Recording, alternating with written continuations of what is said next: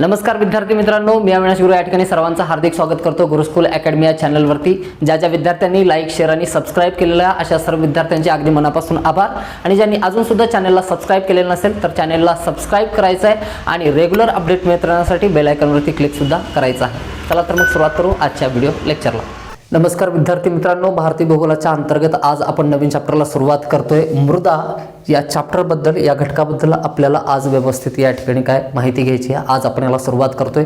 May be 3 ते 4 video सविस्तररित्या याच्यावरती होतील। भारतातील सर्व मृदेचे प्रकार त्याच्यावरती आपण चर्चा विधिवत या व्हिडिओमध्ये करणार आहोत। याच्या अगोदर आपण भारतीय भूगोलाच्या अंतर्गत भारतातील संपूर्ण खनिज संपत्ती जी होती तर त्यात धात्विक खनिजे, अधात्विक खनिजे असं सर्व प्रकारची खनिजे संपवलेली होती। भारतीय हवामान हा चॅप्टर सुद्धा खूप डिटेलमध्ये जाऊन प्रत्येक थेअरी स्पष्टपणे मांडून त्या ठिकाणी प्रत्येक कन्सेप्ट तुम्हाला समजावून सांगत या ठिकाणी काय तुम्हाला अवेलेबल करून दिला आहे। आतापर्यंत मे बी या ठिकाणी काय 65 व्हिडिओज अपलोड झालेले आहेत आणि तुमच्या तयारीसाठी, तुमच्या प्रिपरेशनसाठी अगदी ते या ठिकाणी काय महत्त्वपूर्ण ठरतील अशी आशा करतो। तर व्हिडिओ तुम्ही बघितलेले असतील आणि ते सर्व व्हिडिओ बघून आज 66व्या व्हिडिओवरती तुम्ही पोहोचलेले असाल तर अवश्य एक कृतज्ञता त्या ठिकाणी काय व्यक्त करा। तुमच्याकडून जेवढं कर्तव्य मी माझं पार पाडतोय तुमच्यापर्यंत या ठिकाणी काय एवढी सगळी इन्फॉर्मेशन काय घेऊन येतोय, कुठल्याही प्रकारचे काय त्रुटी न राहू देता, तर तुमचं एक कर्तव्य बनतं की तुम्ही त्या ठिकाणी कमेंट बॉक्समध्ये तुमचे जे अभिप्राय आहेत, तुम्हाला व्हिडिओ कसा वाटलाय, चांगला वाटलाय, खूप चांगला वाटला असेल किंवा चांगला वाटला नसेल, एखादा घटक तुम्हाला काय समजलेला नसेल तर अशा प्रकारच्या तुमच्या ज्या प्रतिक्रिया आहेत त्या खूप म्हणजे खूप या ठिकाणी काय महत्त्व ठेवतात। म्हणून जर 0.1% जरी तुमचा काही ना काही फायदा झालेला आहे तर एक पॉझिटिव्ह बिहेवियरमध्ये कुणी काय कमेंट करायला विसरायचं नाही या ठिकाणी।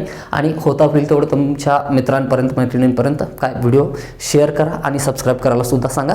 तर आज आपण भारतीय भूगोलाच्या अंतर्गत नवीन चॅप्टरला सुरुवात करतोय। मृदा याच्यामध्ये जवळपास 3 ते 4 चॅप्टर याच्यामध्ये होतील। बघा, अगोदर बेसिक सॉईल काय आहे, मृदा काय आहे याच्या संदर्भात आपण काय जाणून घेऊ।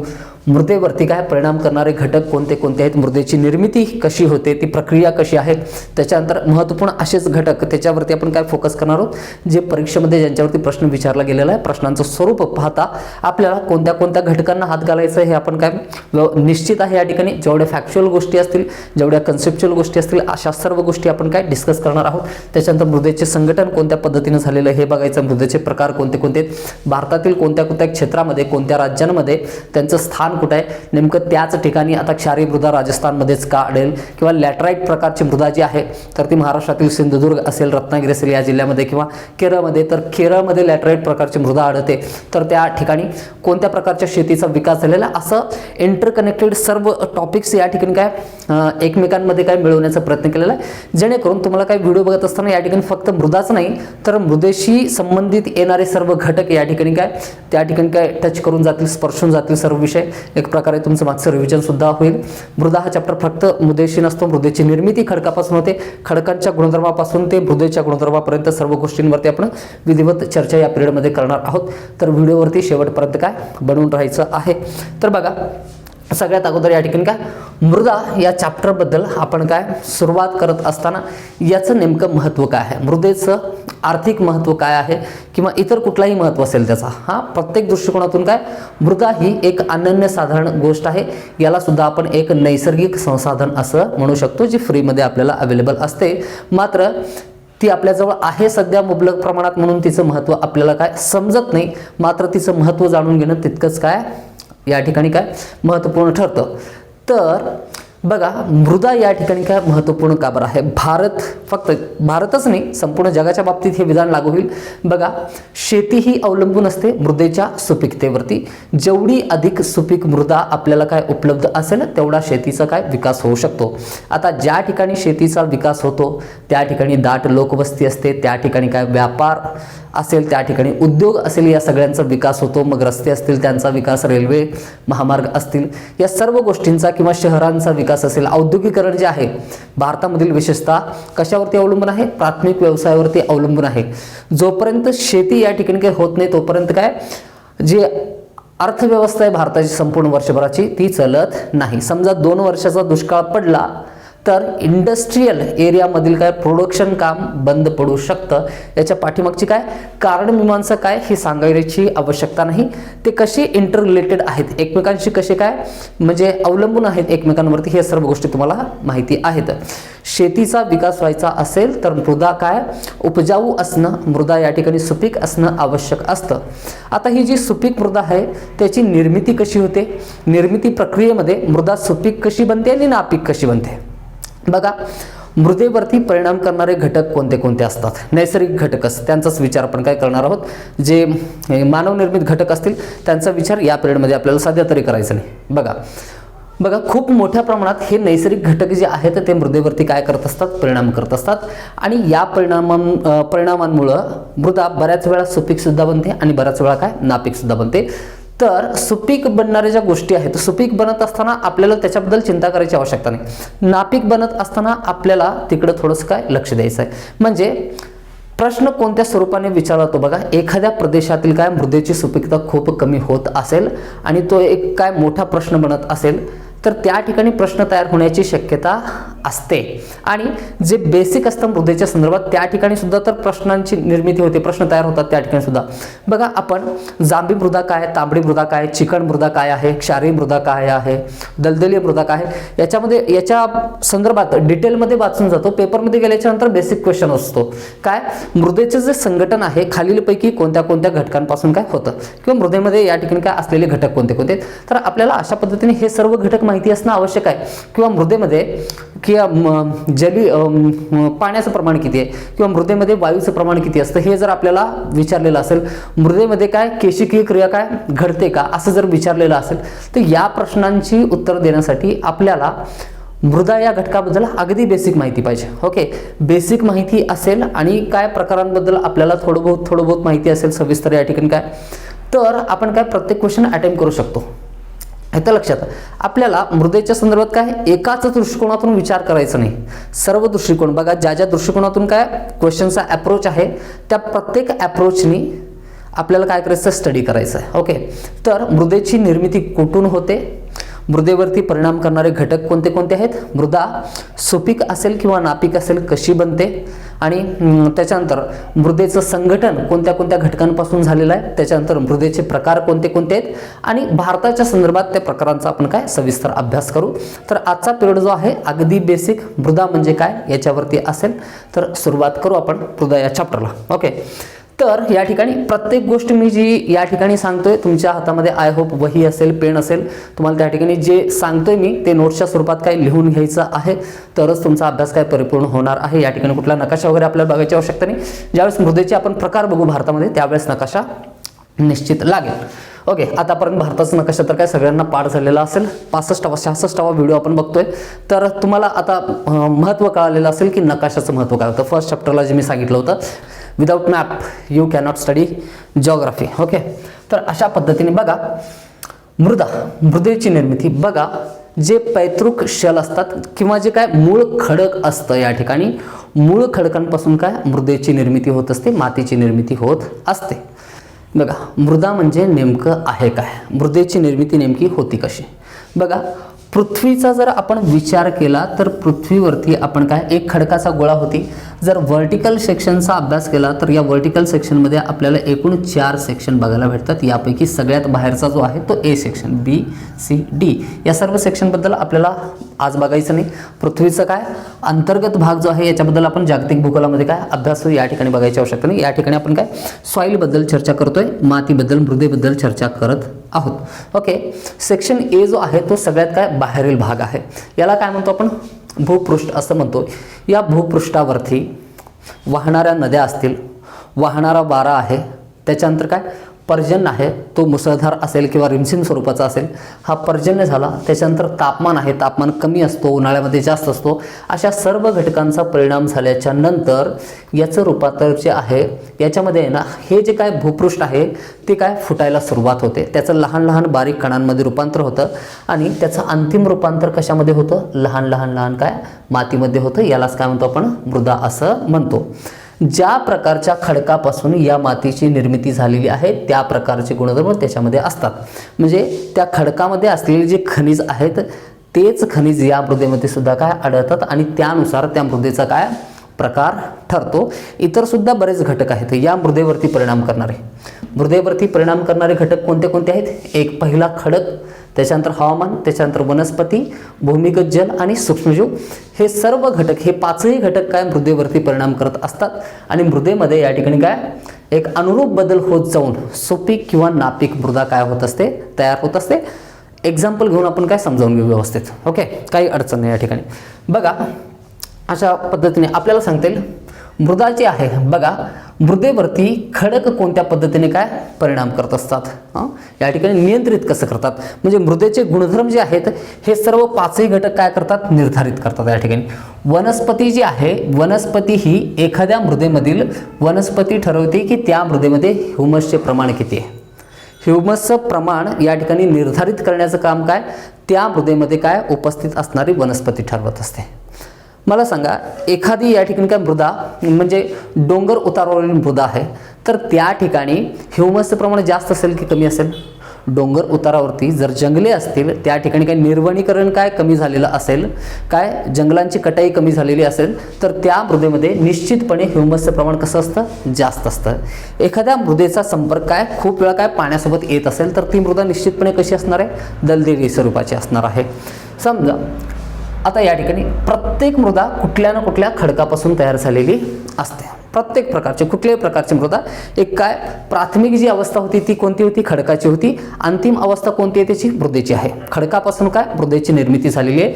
तर मृदेमध्ये या ठिकाणी काय आधारभूत खनिजे आणि पोषक तत्वे जी असतात ती कुठून प्राप्त झालेली असतात, ज्या खडकापासून त्या मृदेची निर्मिती झालेली आहे अशाच खडकातील काय खनिजे आणि पोषक तत्वे त्या मृदेमध्ये उपस्थित असतात. ओके, जसं की आता आपण महाराष्ट्राच्या पठाराचा विचार केला तर बेसाल्ट खडकावरती या ठिकाणी काय बाह्यकारकांचा परिणाम होऊन त्या ठिकाणी त्या बेसाल्ट खडकाचं रूपांतर कशामध्ये झालेलं आहे, रेगूर मृदेमध्ये किंवा काळ्या कापसाच्या मृदेमध्ये, ज्याला की आपण काय म्हणतो त्याच्यामध्ये टिटॅनी फेरस मॅग्नेटाइटमुळे त्याला काळा रंग प्राप्त होतो. आता गुणधर्म अचानक त्याच्यामध्ये आला का किंवा काय रासायनिक प्रक्रियेतून नंतर तयार झाला का, नाही. हा गुणधर्म ऑलरेडी काय बेसाल्ट खडकामध्ये होता जो की नंतर काय काळ्या मृदेमध्ये आपल्याला पाहायला मिळतो.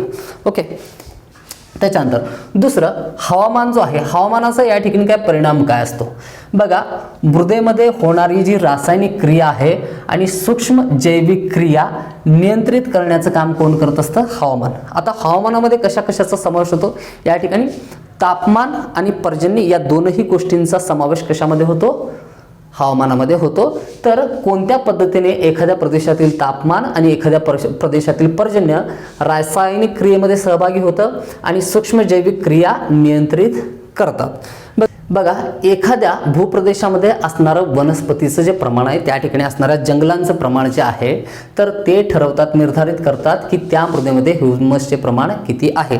आता जसं की निलगिरी पर्वत असेल, पश्चिम घाट असेल, हिमालयीन पर्वत असेल म्हणजे शिवालिक असतील किंवा पुरघाट असेल, या प्रदेशामधील जी मृदा आहे तर त्या ठिकाणी एकतर निर्वनीकरण कसं झालेलं आहे, कमी झालेलं आहे, जंगलतोड कमी झालेले आहे. अजून सुद्धा त्या ठिकाणी काय वनस्पतींचं काय खूप मोठ्या प्रमाणात त्या ठिकाणी काही वनस्पती आहेत, तर त्या ठिकाणी ह्युमसचं प्रमाण कसं असेल, जास्त असेल. आता पठारी प्रदेश आहेत ज्या ठिकाणी औद्योगिकरणामुळे असेल किंवा शेती व्यवसायामुळे असेल, ज्या ठिकाणी खूप मोठ्या प्रमाणात काय निर्वनीकरण झालेलं आहे, तर त्या ठिकाणी ह्युमसचं प्रमाण जास्त असेल का, त्या ठिकाणी जास्त असणार नाही. किंवा एखादा शुष्क प्रदेश असेल, ओसाड प्रदेश असेल, त्या ठिकाणी ह्युमसचं प्रमाण कसं असतं, कमी असतं. तर वनस्पती निर्धारित करतात की एखाद्या मृदेमध्ये ह्युमसचे प्रमाण किती असेल. ह्युमसचं प्रमाण जेवढं अधिक असेल, ह्युमसचं प्रमाण जेवढं अधिक असेल तेवढी ती जमीन काय असते, सुपीक असते. जेवढं प्रमाण कमी असेल तेवढे पोषक तत्व त्यातील काय कमी असतील तेवढी ती काय कमी सुपीक असते. भूमिगत जल या ठिकाणी बघा जमीन जर पूर्णपणे काय कोरडी असेल तर ती सुपीक असून सुद्धा काही उपयोग नाही, त्या ठिकाणी वनस्पती जीवन अस्तित्वात येऊ शकत नाही. त्या ठिकाणी फक्त निवडुंग, कोरफड असेल तर खेजडी असेल अशा प्रकारचेच काय वृक्ष वाढू शकतात किंवा काटेरी झुडपे असतील. जर जमिनीमध्ये काय कायम ओलावा टिकून राहत असेल तरच ती जमीन काय असते, कसण्यायोग्य असते, त्या ठिकाणी कृषीचा विकास होऊ शकतो. तर भूमिगत जल सुद्धा काय मृदेवरती परिणाम करत असतो, कारण भूमिगत जलामुळेच त्या जमिनीस काय ओलावा प्राप्त होतो. सूक्ष्मजीव कोणत्या पद्धतीने काय मृदेवरती या ठिकाणी काय परिणाम करत असतात किंवा सूक्ष्मजीवांमुळेच काय जमीन सुपीक कशी बनत असते. एखाद्या भूप्रदेशामध्ये असणारे वनस्पती असतील किंवा जीवजंतू असतील, जेव्हा ते मृत अवस्थेत पोहोचतात किंवा काय मृत पावल्याच्या नंतर ते वनस्पती आणि जीवजंतू या दोघांचं सुद्धा डिकम्पोजिशन करण्याचं काम कोण करतं? सूक्ष्मजीव करतात. मायक्रो ऑर्गॅनिझम या ठिकाणी डिकम्पोजिशन करण्याचं, त्यांचं विघटन करण्याचं कार्य करतात. विघटन करणे म्हणजे काय? समजा एखादा काय प्राणी मरून पडलेला आहे जंगलामध्ये, आता त्याचं या ठिकाणी अंतिम संस्कार तर कोणी करणार नाही, त्याचे बंधू वगैरे येऊन, तर होईल का त्या ठिकाणी मायक्रो ऑर्गॅनिझम्स त्याचं डिकम्पोजिशन करतात. म्हणजेच त्यातील जे या ठिकाणी जैविक घटक असतात, त्यातील जैविक घटक आणि त्यातील खनिजे यांना विलग करतात आणि मातीमध्ये काय ते पदार्थ नंतर काय मिसळले जातात. म्हणजेच काय खनिज मातीमध्ये मिसळतं, जैविक पदार्थ सुद्धा कुठं मिसळतात? मातीमध्ये. आणि ही क्रिया कोण करतं? सूक्ष्मजीव. याच्यामुळेच असं म्हणलं जातं की मृदेमधील सुपीकता वाढवण्याचं कार्य कोण करतात? सूक्ष्मजीव करत असतात. अशा पद्धतीने सूक्ष्मजीव असतील, भूमिगत जल असेल, वनस्पती, हवामान, खडक, हे सर्व सुद्धा मृदेवरती काय परिणाम करणारे घटक आहेत. बघा, आपण थोडीशी या ठिकाणी काय डिटेलमध्ये चर्चा करू. कशाच्या संदर्भात? हवामानाच्या संदर्भात आणि वनस्पतीच्या संदर्भात सुद्धा आणि भूमिगत जलाच्या संदर्भात सुद्धा. ओके, आता हवामानाबद्दल बघत असताना हवामानामध्ये दोन घटकांचा समावेश होतो. एक पर्जन्याचा समावेश होतो आणि दुसरा या ठिकाणी तापमानाचा समावेश होतो. बघा, पर्जन्याच्या बाबतीत असं सांगेल, ज्या प्रदेशामध्ये उष्णकटिबंधीय प्रदेशामध्ये ज्या ठिकाणी मुसळधार पर्जन्य पडतो त्या प्रदेशामध्ये या ठिकाणी काय निक्षेपणाची क्रिया काय चालू असते. जिथं पर्जन्य खूप पडतं, पर्जन्य पडल्याच्या नंतर जे पाणी आहे ते जमिनीमध्ये काय होतं? मुरत असतं. पाणी जमिनीमध्ये मुरत असताना बघा, जमिनीचा जो वरचा स्तर आहे, जमिनीचा हा जो काय वरचा स्तर आहे, या स्तरामध्ये ना वेगवेगळे काय पदार्थ असतात. कुठले कुठले? 4 घटक या ठिकाणी महत्त्वपूर्ण आहेत. कोणतं? एक ऑक्सिजन, दुसरं सिलिका, तिसरं या ठिकाणी आहे ॲल्युमिनियम आणि चौथं आयरन, या ठिकाणी काय लोह. या 4 घटकांचं काय प्रमाण काय खूप मोठ्या प्रमाणात असतं. या 4 घटकांचं प्रमाण खूप मोठ्या प्रमाणात असतं. बघा, सगळ्यात जास्त ऑक्सिजन असेल, त्याच्यानंतर सिलिका, त्याच्यानंतर ॲल्युमिनियम आणि त्याच्यानंतर लोह हा धातू त्याच्यामध्ये काय मिसळलेला असतो.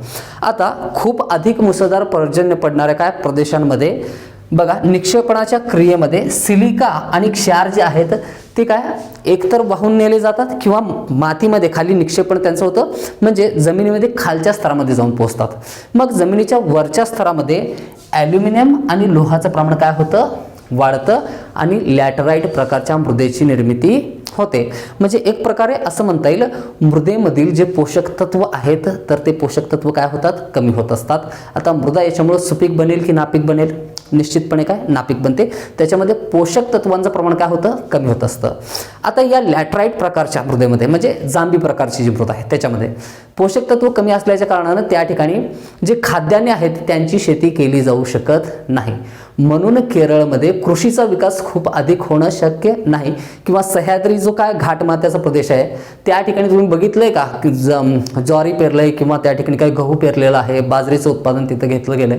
नाही. त्या ठिकाणी आंब्याची झाडं जास्त असतील, काजूची झाडं जास्त असतील, नारळाच्या बागा त्या ठिकाणी जास्त असतात किंवा काय जे पेय पदार्थ आहेत त्यांची शेती त्या ठिकाणी केली जाते. जसं की केरळमध्ये चहाचं उत्पादन घेतलं जातं, कॉफीचं उत्पादन घेतलं जातं. कारण हे जे पदार्थ आहेत बघा, कॉफी असेल, त्याच्यानंतर काय चहा असेल, त्याच्यानंतर आपण काय म्हणलं नारळी बागा म्हणलं, त्याच्यानंतर पोफळीच्या बागा असतील, तर हे किंवा मसाल्यांची जी काय शेती केली जाते तर हे कमी पोषक तत्व असलेल्या जमिनीमध्ये सुद्धा काय यांची व्यवस्थित वाढ होऊ शकते. त्या ठिकाणी तग धरू शकतात. त्यांना फक्त काय जास्त पर्जन्याची आवश्यकता असते, पोषक तत्वांची जास्त आवश्यकता असत नाही.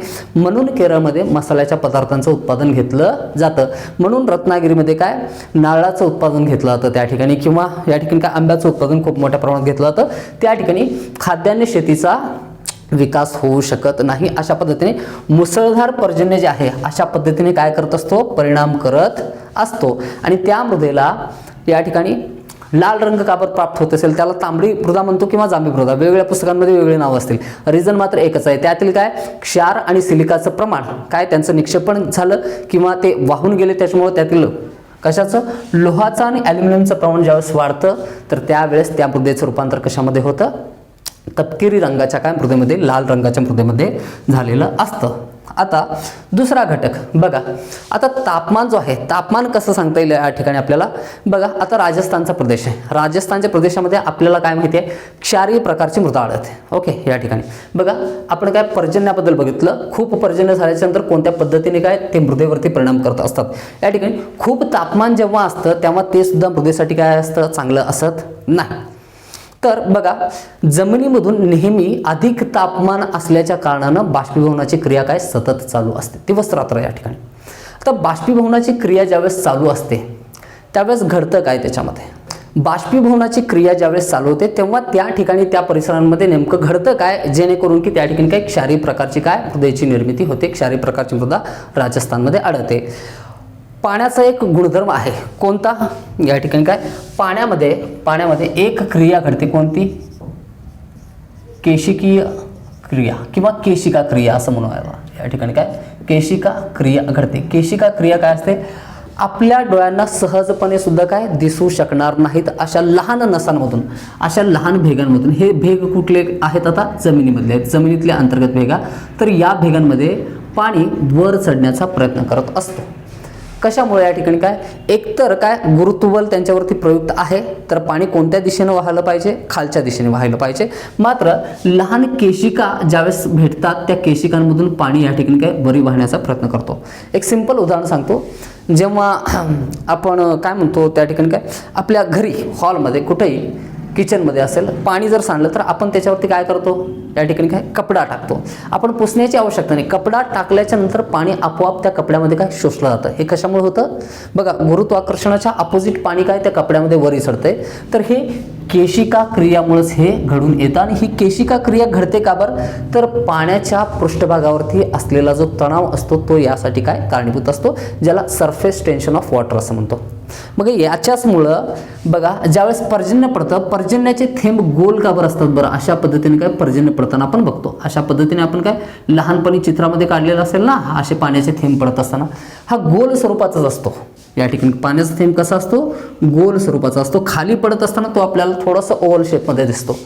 तर बघा सरफेस टेन्शन या ठिकाणी काही जास्तीत जास्त केव्हा असू शकतो, जर त्याचं व्हॉल्यूम कमी असेल, जर त्याचं क्षेत्रफळ बघा आकृती जर समजा त्रिकोणी प्रकारची असेल, चौकोनी प्रकारची असेल तर क्षेत्रफळ काय असतं, जास्त असतं. एखाद्या वस्तूचं क्षेत्रफळ कमी केव्हा होईल, जेव्हा तो वर्तुळाकारामध्ये असतो, वर्तुळाकार शेपमध्ये जो असतो. तर पाण्याचं सरफेस टेन्शन सर्वाधिक असेल जर तो काय वर्तुळाकारामध्ये असेल, कारण त्यांची काय इंटरमॉलिक्युलर फोर्स जो असतो त्यावेळेस काय खूप अधिक असतो आणि सरफेस टेन्शन काय बनून राहतं. आणि पाण्याचा थेंब जेवढा लहान तेवढं सरफेस टेन्शन काय असेल, जास्त असेल. आणि सरफेस टेन्शन जास्त ठेवणे हाच तर पाण्याचा गुणधर्म आहे. म्हणून पाण्याचे थेंब कधी काय मोठे असत नाही. असं कधी बघितलं का चुकून कधी कधी एवढे मोठे पाण्याचे थेंब आपल्या डोक्यावरती पडलेत, असं कधीच होत नाही. पाण्याचे थेंब कसे असतील, छोटे छोटे असतील. सरफेस टेन्शन काय टिकवून ठेवण्याच्या गुणधर्मामुळे असं घडतं. आणि याच सरफेस टेन्शनमुळेच काय या केशिकांमधून गुरुत्वाकर्षणाच्या विरुद्ध पाणी काय वरी चढण्याचा प्रयत्न करतो. बघा समजा आपण पृथ्वीवरती आहोत, गुरुत्वाकर्षण आहे. आपण काय केलंय, एखाद्या पाण्याच्या बादलीमध्ये ना मोठा कपडा असा काय स्लॅब पासून ते काय त्या बादलीपर्यंत आपण काय असं लटकवून ठेवलंय. आता काही ठराविक अंतरापर्यंत काय पाणी त्या केशिकांमधून काय वरी चढेल कपड्यामध्ये. ओके, पूर्ण छतापर्यंत जाईल का, जाणार नाही, कारण त्याच्यावरती गुरुत्वबल सुद्धा प्रयुक्त आहे. एक लिमिट आहे त्या पाण्याला. सरफेस टेन्शनमुळे पाणी केशिकांमध्ये वरी चढतं, मात्र एका ठराविक मर्यादेपर्यंत चलतं. आता हे तुम्ही अभ्यासलं असेल कुठं, वनस्पतींची संस्था अभ्यासत असताना रसवाहिन्या आणि जलवाहिन्या आपण बघतो. जलवाहिन्यांमार्फत वनस्पतीला पाणी कसं प्राप्त होतं हे तुम्ही अभ्यासताना केशिका क्रियाच आपल्याला त्या ठिकाणी काय बघावी लागते. ज्यावेळेस तुम्ही सायन्स सेक्शनमध्ये वाचाल हे बॉटनीमध्ये, त्यावेळेस तुमच्या गोष्टी तिथं सुद्धा काय लक्षात येतील. बघा मी काय सांगतोय, या ठिकाणी अंतराळामध्ये जर आपण ही केशिका क्रिया जर काय करण्याचा प्रयत्न केला तर कुठंपर्यंत ही घडेल, तर ती अनंतापर्यंत घडेल. ओके, त्या ठिकाणी गुरुत्वबल नाही त्याला रोखण्यासाठी, त्या ठिकाणी अनंतापर्यंत ही क्रिया काय केशिका क्रिया काय घडू शकते. आता या केशिका क्रिया बघा, हे सरफेस टेन्शन असतं. आता बऱ्याच वेळा हे सुद्धा अनुभव तुम्ही घेतला असेल, ग्लासमध्ये ज्यावेळेस आपण पाणी भरतो, ग्लास पूर्णपणे ठिल्ल भरलेला आहे, थेंब थेंब ग्लासमध्ये आणखीन पाणी ओतत राहा, पाणी ग्लासच्या त्या लेअरच्या वरी येतं. ओके, ग्लासच्या वर येतं मात्र तरी सुद्धा पाणी सांडत नाही. कशामुळे घडतं हे? सरफेस टेन्शनमुळे. आणि हेच सरफेस टेन्शन, हेच पृष्ठीय जे तणाव आहे ते कमी करायचं असेल तर आपण काय करतो त्याच्यामध्ये, या ठिकाणी एकतर डिटर्जंट टाकतो किंवा आपण त्याच्यामध्ये काही रॉकेल टाकण्याचा प्रयत्न करतो. म्हणून असं म्हणलं जातं की आपण घरातला जो पाण्याचा कूलर वापरतो उन्हाळ्याच्या दिवसामध्ये त्याच्यामध्ये काय पाणी आपण भरून ठेवतो बघा. मात्र हिवाळ्याच्या दिवसांमध्ये कधी कधी आपल्याला उकाडा झाला की आपण पाणी ओततो. मात्र कधी कधी नंतरचे 3-4 दिवस आपल्याला पाण्याची आवश्यकता नसते. आपण काय त्याचं या ठिकाणी काय जे वॉटरचं बटन आहे ते चालू करत नाही, पाणीमध्येच असतं. त्यावेळेस आता पाण्याचा वापर होत नाही, त्यावेळेस त्या पाण्यामध्ये कशाची निर्मिती होऊ शकते? डासांची निर्मिती होऊ शकते. म्हणून त्याच्यामध्ये डिटर्जंट किंवा रॉकेल टाकायला सांगितलं जातं. असं का बरं? सरफेस टेन्शन कमी करण्यासाठी. आता सरफेस टेन्शन कमी करून आपण काय करणार आहोत बघा. माशांचे जे अंडे असतात पाण्याच्या पृष्ठभागावरती, काय मासे अशा पद्धतीने काय डास, मासे म्हणतो मी, डासांचे जे अंडे असतात या ठिकाणी अशा पद्धतीने काय एका तवंगाप्रमाणे काय तरंगलेले असतात. सरफेस टेन्शनमुळे ते टिकून असतात. सरफेस टेन्शन पाण्याचं कमी झालं म्हणजे डिटर्जंट टाका किंवा रॉकेल टाका, सरफेस टेन्शन कमी झालं की हे काय अशा पद्धतीने काय पाण्यामध्ये काय बुडून जातात आणि डासांची पैदास होत नाही. ओके, तर अशा पद्धतीने बघा मी काय सांगत होतो, मेन मुद्दा काय होता आपला, हे सुद्धा महत्त्वाचं होतं म्हणून आपण थोडासा वेळ दिला याला बघा. तर राजस्थान म्हणजे शुष्क प्रदेशामध्ये ज्यावेळेस काय बाष्पीभवनाची क्रिया चालू असते तेव्हा अंतर्गत जल जे आहे ते केशिकांमार्फत अशा पद्धतीने काय वरी यायला लागतं. आता वरी येत असताना बघा या हे जे काय भूमिगत जल आहे याच्यामध्ये चुन्याचं प्रमाण असतं, म्हणजे ज्याला क्षार म्हणतो आपण. कधी असं बघितलंय तुम्ही काय हॉटेलमधले काय जुने बॅरल असतात किंवा जुन्या घागरी ज्या धुतल्या जात नाहीत बिलकुल, किंवा आपल्या घरातली असेल एखादा मग असेल आपण दरवेळेस काय तो धुतला जात नाही खूप वेळा, किंवा सार्वजनिक ठिकाणी बघितलं असेल त्याच्या अवतीभोवती ना पांढरा पदार्थ बघितला असेल, पाणी वापरून वापरून वापरून आपण काय तो पांढरा पडलेला असतो. आपण जर त्याला थोडंसं काय नखानी काढण्याचा प्रयत्न केला तर ते पांढरा तो पदार्थ जो आहे तो आपल्याला काय म्हणजे हातावरती घेऊन बघता येईल. तर तो काय असतो? कॅल्शियम असतो, म्हणजे चुना असतो एक प्रकारे. आता बघा म्हणजे पाण्यामध्ये या चुन्याचं प्रमाण असतं. ओके, तर पाण्याचं ज्यावेळेस बाष्पीभवन होतं तर त्यावेळेस हा जो चुन्याचा पदार्थ आहे तर तो अंथरला जातो त्या संपूर्ण काय जास्त तापमानाच्या प्रदेशामध्ये. म्हणजे राजस्थानमध्ये ज्यावेळेस काय अहोरात्र या ठिकाणी काय दिवसरात्र ज्यावेळेस काय बाष्पीभवनाची क्रिया चालू होती त्यावेळेस काय पृष्ठभागावरती काय चुन्याचा थर तयार होतो, क्षारांचा थर तयार होतो. त्यालाच काय म्हणतो आपण? कॅल्शियम असं म्हणतो. आणि त्या कॅल्शियमचं प्रमाण जेव्हा वाढतं तेव्हा आपण काय म्हणतो? त्या मृदेला क्षारीय मृदा असं म्हणतो. कोणती मृदा? क्षारीय मृदा असं म्हणतो. अशा पद्धतीने हवामान या ठिकाणी मृदेवरती परिणाम करणारा एक महत्त्वपूर्ण घटक आहे, ज्या अंतर्गत काय पर्जन्य आणि तापमान दोन्ही सुद्धा घटक काय करत असतात? परिणाम करत असतात. आता सूक्ष्मजीव जे आहेत या ठिकाणी बघा, वनस्पतींच्या संदर्भात ज्या ठिकाणी वनस्पतींचं प्रमाण अधिक आहे त्या ठिकाणी ह्युमसचं प्रमाण कसं असेल? जास्त असेल. ज्या ठिकाणी निर्वनीकरण झालेलं आहे त्या ठिकाणी ह्युमसचं प्रमाण अधिक असत नाही. आता ह्युमस काय असतं? जमिनीतील सूक्ष्मजीव ज्या वेळेस वनस्पती आणि जीवजंतूच्या अवशेषांगांना डिकम्पोज करतात, त्यांचं विघटन करतात, त्यांच्यातील जैविक पदार्थ या ठिकाणी जैविक पदार्थ आणि खनिज यांना विलग करतात आणि मातीमध्ये मिसळतात. आता हा मातीमध्ये मिसळलेला पदार्थ म्हणजेच काय आहे? ह्युमस आहे. ओके, म्हणजे ह्युमसचं प्रमाण जेवढं अधिक असेल तेवढी ती मृदा काय असते? सुपीक असते. जेवढं कमी असतं तेवढी ती मृदा काय असते? नापीक असते या ठिकाणी, किंवा सुपीकता त्याची कमी असते. अशा पद्धतीने हे सर्व घटक काय करत असतात? मृदेवरती परिणाम करत असतात. ओके, इथपर्यंत गोष्टी लक्षात आलेल्या असतील. मृदेवरती परिणाम करणारे हे सर्व घटक आहेत. त्याच्यानंतर आपल्याला काय सगळ्यात महत्त्वाचं बघायचं आहे? मृदेचे संघटन. या ठिकाणी बघा मृदेच्या संघटनामध्ये आपल्याला काय प्रश्न असा काय विचारला जातो की मृदेमध्ये या ठिकाणी काय पाण्याचं प्रमाण किती आहे, किंवा मृदेमध्ये या ठिकाणी काय मृदावायूचं प्रमाण किती असतं, किंवा मृदा कोणत्या कोणत्या घटकांपासून तयार झाली असते. असा प्रश्न आल्याच्यानंतर तुम्हाला हे सर्व पाठ असणं आवश्यक आहे. या सर्व गोष्टी आपल्याला या ठिकाणी माहीत असणं आवश्यक आहे. जोपर्यंत आपल्याला यातील एक सुद्धा घटक जर आपल्याला माहीत नसला तर मग आपलं काय उत्तर जे आहे ते चुकण्याची शक्यता काय दाट असते. येतं लक्षात या ठिकाणी बघा मृदेचं संघटन कोणत्या कोणत्या पदार्थांपासून होतं? एक, खडकापासून मृदा तयार झालेली आहे तर त्याच्यामध्ये निश्चितपणे काय असेल? या ठिकाणी खनिज पदार्थ असतात. त्याच्यानंतर म्हणजे सगळ्यात काय महत्त्वाचा पदार्थच कोण आहे? मृदेचा खडक आहे. ओके, बाकीचे पदार्थ नंतर त्याच्यामध्ये मिसळले गेलेले आहेत या माती बनण्याच्या प्रक्रियेमध्ये. ओके, तर खडक म्हणजेच काय? खडकामधील खनिज पदार्थ जे आहेत खनिज पदार्थांचं प्रमाण किती असतं? 40 ते 45. हे पर्सेंटेज सुद्धा आहे ना खूप वेळा परीक्षेमध्ये विचारले गेलेले आहेत.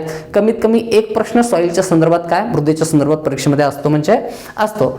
बघ हे तर मी प्रिलिमच्या बाबतीत सांगतो. मेन्सच्या बाबतीत आणखीन प्रश्नांची संख्या काय वाढू शकते. सो आपण याला इग्नोर करू शकत नाही. मृदेच्या संघटनामध्ये पहिला पदार्थ आहे खनिज पदार्थ 40 ते 45%. ह्युमसचं प्रमाण असतं किंवा ज्याला कार्बनिक पदार्थ म्हणतो किंवा जैविक पदार्थ म्हणतो त्याचं प्रमाण किती असेल 5 ते 10%. मृदा जल म्हणजेच काय पाण्याचं प्रमाण मृदेमध्ये 25% आहे आणि वायूचं प्रमाण किती आहे 25% आहे. आणि कमी अधिक प्रमाणात सूक्ष्मजीव जे की काय एक्झाम्पल म्हणता येईल जीवाणू आणि कवक या ठिकाणी मृदेमध्ये काय उपलब्ध असतात. या 5ही घटकांपासून काय मृदेची निर्मिती झालेली असते. मृदेच्या निर्मितीची प्रक्रिया काय होती ती बघितले. मृदेमध्ये असणारे या ठिकाणी काही घटक कोणते कोणते हे आपण बघितलेले आणि मृदेवरती परिणाम करणारे घटक कोणते कोणते याच्यावरती सुद्धा काय सविस्तर चर्चा आपण या ठिकाणी केलेली. तर आजच्या वेळेमध्ये एवढंसं पुरं आहे. बाकीचा भाग जो आहे आपण काय उद्याच्या पिरियडमध्ये डिस्कस करू. त्याच्यानंतर भारतातील जे मृदेचे प्रकार आहेत ते सुद्धा काय पुढच्या व्हिडिओमध्ये डिस्कस करू. पुन्हा एकदा अशाच प्रकारच्या दर्जेदार व्हिडिओमध्ये भेटू. धन्यवाद.